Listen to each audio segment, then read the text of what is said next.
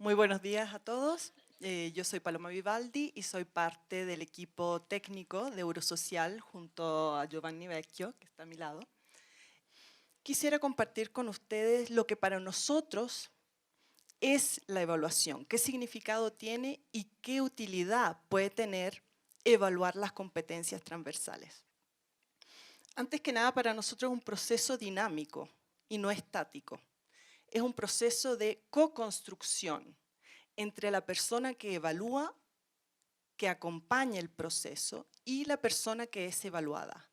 Por lo tanto, por ende, es un proceso intersubjetivo y dialógico que requiere una actitud activa y reflexiva por parte de quien está siendo evaluado, que requiere, por lo tanto, un proceso de autoexploración, por lo tanto, saber o aprender a narrarse, a describir las propias competencias, a describir las propias experiencias de vida, formales o informales, de las cuales podemos llegar después a referir las competencias.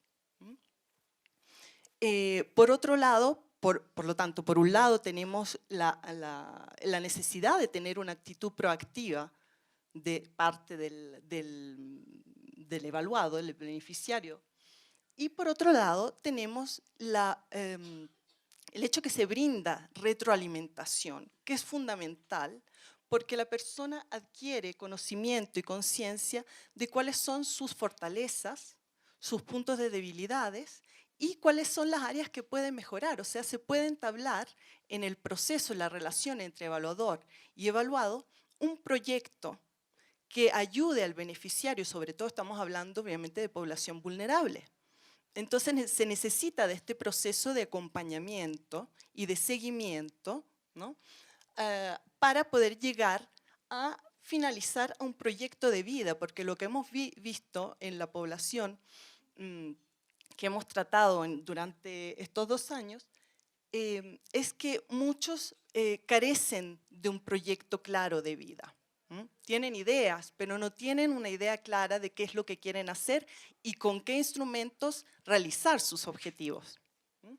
Entonces, para nosotros la relación entre el evaluador y el evaluado es una parte, digamos, central del proceso.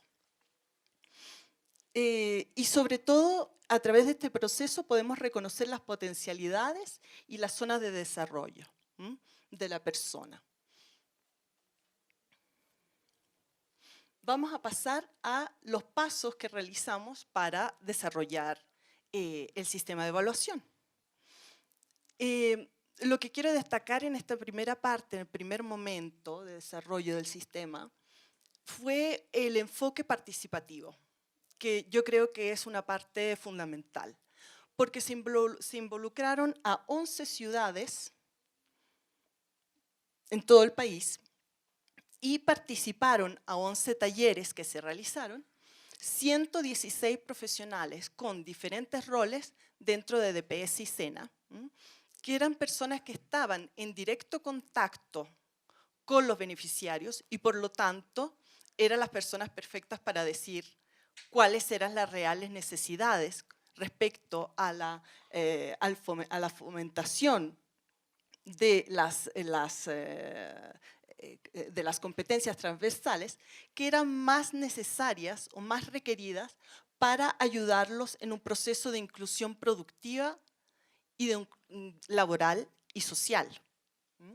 Entonces, en esos 11 talleres, a estos 116 profesionales, se les pidió identificar cuáles eran las competencias que según ellos eran las más requeridas para ese tipo de población. Eran profesionales de 3 programas, en Ruta Tetú, Ingreso Social y Jóvenes en Acción. Y este fue el insumo inicial. Ellos tenían que, de estas 21 competencias que sacamos del modelo de Goleman, tenían que identificar los que ellos creían que eran las más importantes y clasificarlas en tres categorías, macrocategorías: las ultra importantes, las importantes y las deseables. Además de priorizarlas, tenían que definirlas. Y aquí está el problema del cual se hablaba antes, ¿no? De la importancia de tener una definición compartida, porque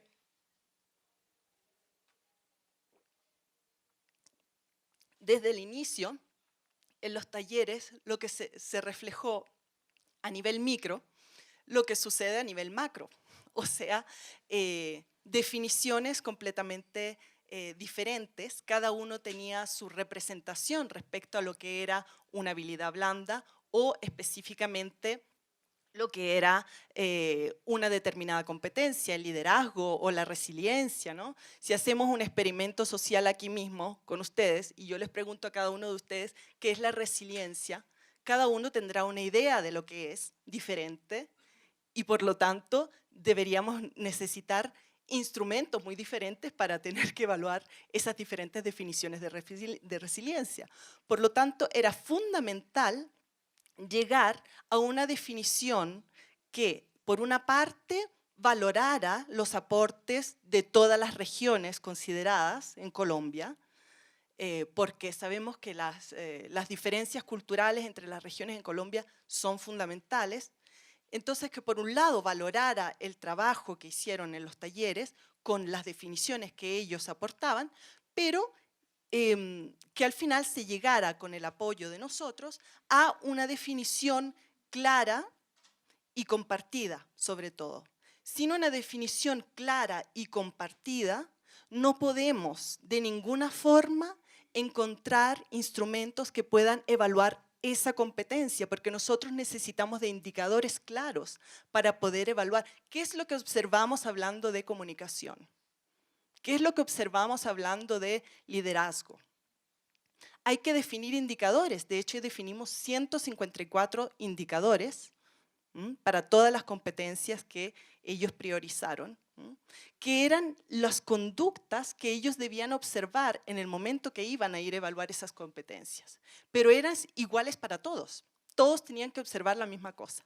Si no hubiéramos hecho este esfuerzo de conceptualización, de homogeneización de la terminología, hubiera sido imposible llegar a la medición de dichas competencias.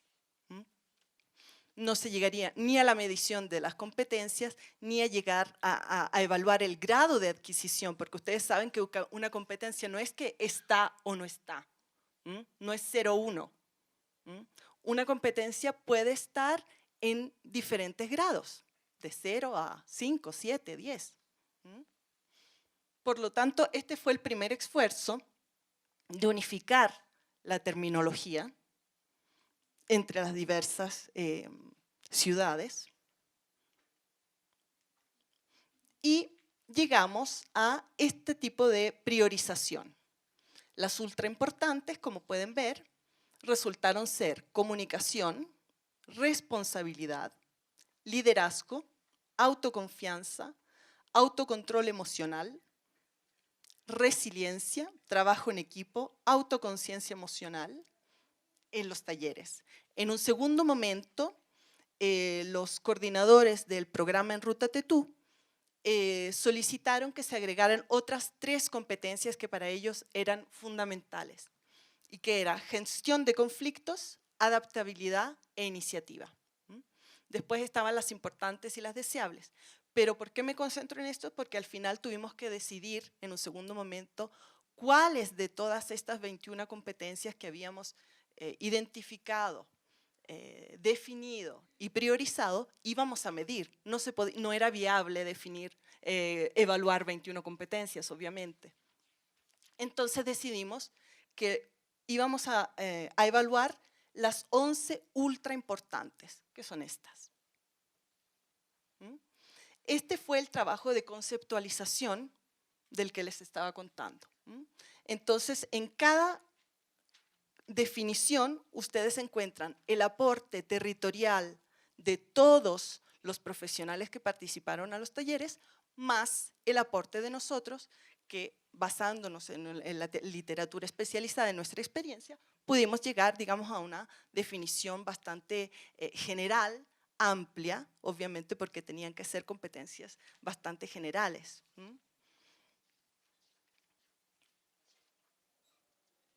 Trabajo en equipo, autoconfianza, gestión de conflictos, adaptabilidad, iniciativa, responsabilidad y liderazgo. El segundo paso fue definir el proceso. Y lo que nosotros pensamos que la mejor manera o la manera más completa de definir, de evaluar las competencias era a través de una articulación entre lo cualitativo y lo cuantitativo.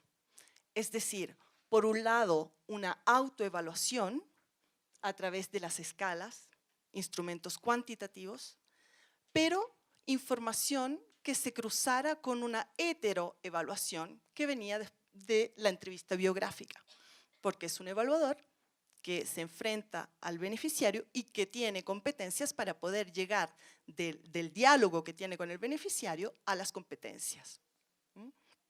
Entonces el proceso entero prevé una acogida junto a una entrevista biográfica, una acogida en que se trata de crear un clima de confianza, que es muy importante porque en el momento en que un beneficiario llega, sobre todo una persona muy vulnerable que ha sufrido de repente traumas, como veremos más adelante, graves, llega a enfrentarse a una situación de estrés como es la de ser evaluados, es fundamental focalizarse en la relación.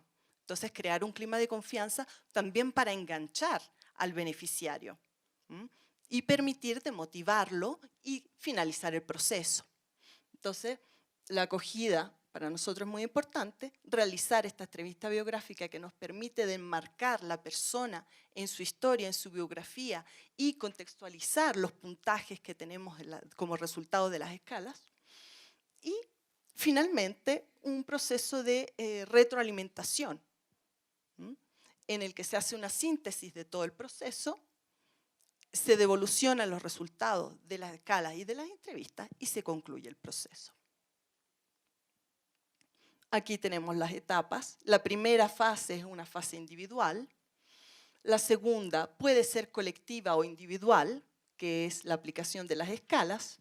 Y la tercera fase es individual, de síntesis y de evolución.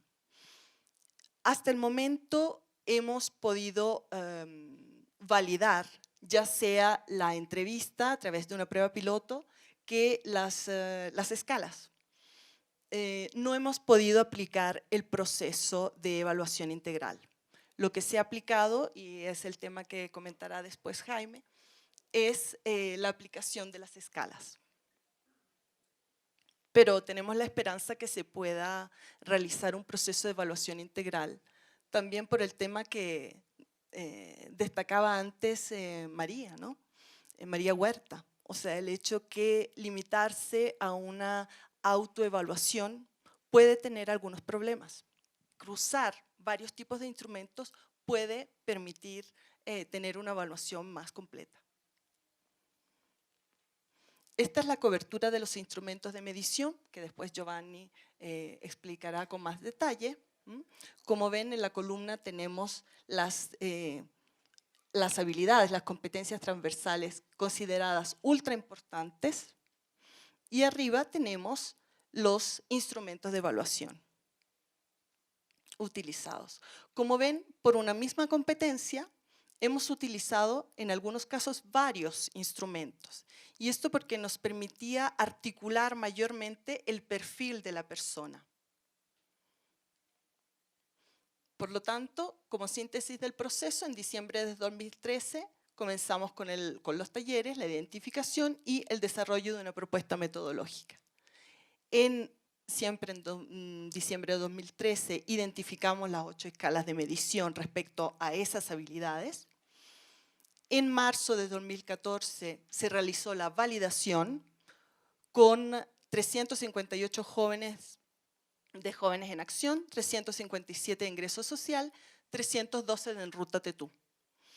Aplicamos los instrumentos y se realizaron los análisis de las características psicométricas de las escalas. El resultado de todo esto fue la elaboración de 3 manuales diferentes por población. O sea, cada manual de uso de los instrumentos que van a ser los insumos, digamos, para poder utilizar estas escalas, para que los operadores directamente utilicen estas escalas, son estos 3 manuales con, digamos, las 3 poblaciones de referencia en base a la cual fueron validadas las escalas, porque los instrumentos, las escalas que utilizamos son instrumentos elaborados en otras realidades, realidades europeas, realidades norteamericanas. Por tanto, es fundamental realizar un proceso de validación para ver efectivamente si se entienden los ítems, si culturalmente son adecuados, cuáles son las características de fiabilidad, la validez interna de las escalas. No se puede simplemente traducir un instrumento de un idioma a otro. Es un proceso bastante complejo. Y el último momento es este. En mayo de 2015 se aplicó a los beneficiarios de la ruta de inclusión productiva del DPS. Se realizaron 2 aplicaciones antes de un proceso de capacitación y al finalizar el proceso de capacitación. Además, aplicamos 2 nuevas escalas que no habíamos aplicado antes en la validación, que es orientación al liderazgo y el optimismo, la orientación positiva. Y agregamos algunos ítems en la escala de coping, que es la escala de enfrentamiento. Yo diría que lo más importante destacar en este contexto es la posibilidad de enmarcar el sujeto, el beneficiario, en su historia, en el camino biográfico que ha recorrido esta persona.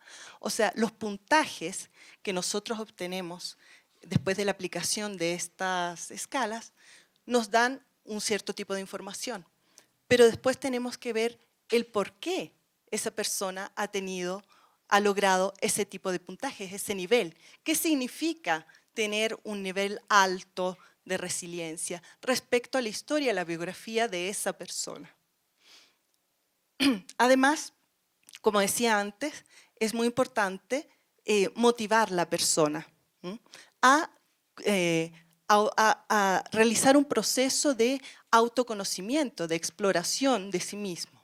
Por lo tanto, la entrevista biográfica no solo nos permite de conocer datos precisos como su recorrido profesional, las experiencias de vida que ha tenido, las experiencias que ha tenido respecto a su formación educativa, sino que también nos permite tener información cualitativa respecto a cómo la persona ha vivido, qué significado le ha dado a esas experiencias.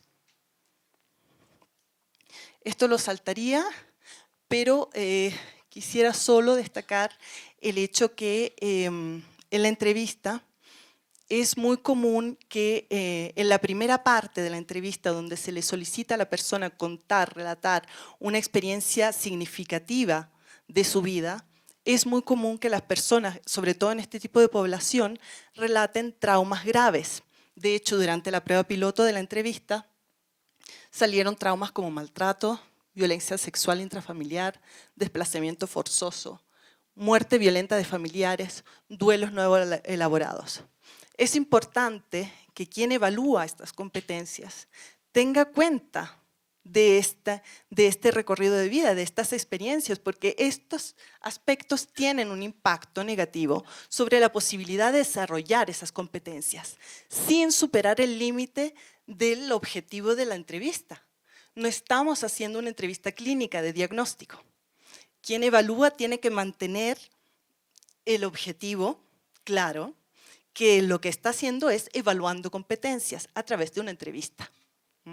Por lo tanto, mantener una actitud empática en la escucha de ciertas experiencias si es que salen durante la entrevista, pero contextualizar y de repente referir a otros servicios si es que se lo cree necesario. Es una entrevista semiestructurada, por lo tanto, el evaluador tiene un guión de preguntas que es flexible, que puede utilizar unas primero, otras después, según quien se encuentre delante. Estas son las varias áreas que se exploran a través de la entrevista biográfica. Y me concentraría en este ejemplo, que nos ayuda a explorar un poco cuál podría ser la potencialidad y cuál podría ser la información que agrega respecto a la información de tipo cuantitativo. Este fue un chico, un joven, Joan Steven, de 19 años, participante en el programa Jóvenes en Acción. Este es su perfil que resulta como aplicación de las escalas, como pueden ver. Pero, ¿qué es lo que nos puede agregar en términos de información cualitativa la entrevista? Ahí tenemos a la izquierda los resultados de las escalas. Se considera poco capaz de expresar sus emociones positivas y de utilizar recuerdos positivos en situaciones estresantes. ¿Por qué? Si vamos a ver su historia, su biografía, Joan Steven nos cuenta de muchísimas, múltiples situaciones traumáticas que él ha vivido. La muerte trágica de su hermana por drogadicción, muerte de varios hermanos en contextos de delincuencia.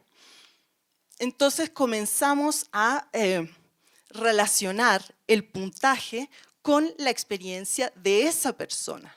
Porque si nosotros necesitamos hacer un seguimiento individual, es fundamental que sepamos interpretar qué significa ese puntaje. Un nivel alto de manejo de la emoción negativa de miedo. ¿Qué significa?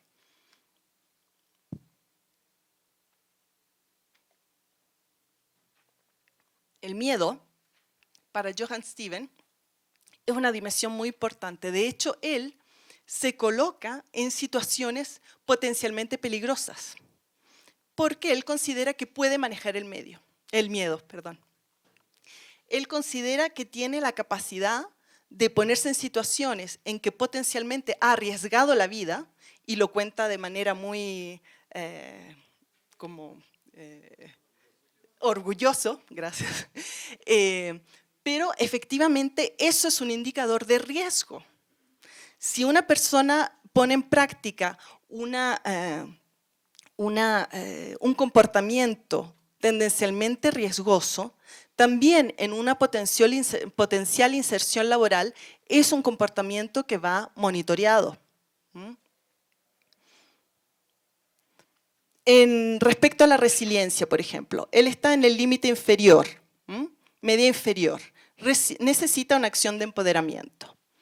Si uno va a ver la entrevista y, por ejemplo, le preguntamos cuáles han sido sus experiencias de trabajo, vemos que él tiene muchísima dificultad en manejar la presión, mantener el enfoque en los objetivos, mantener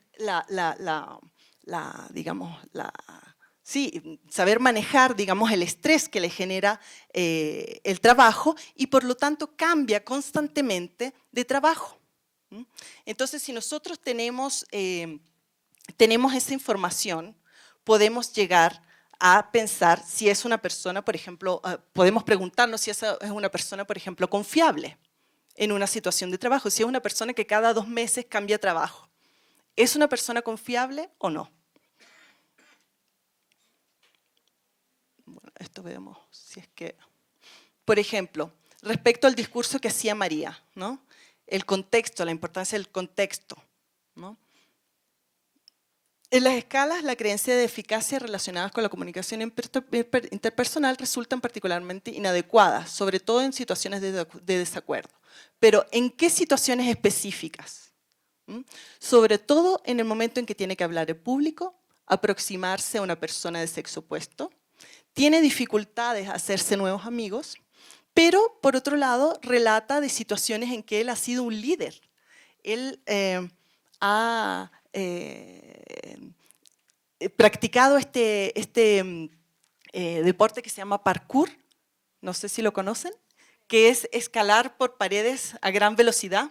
Por tanto, ahí también se ve un comportamiento de riesgo, ¿no? De peligro.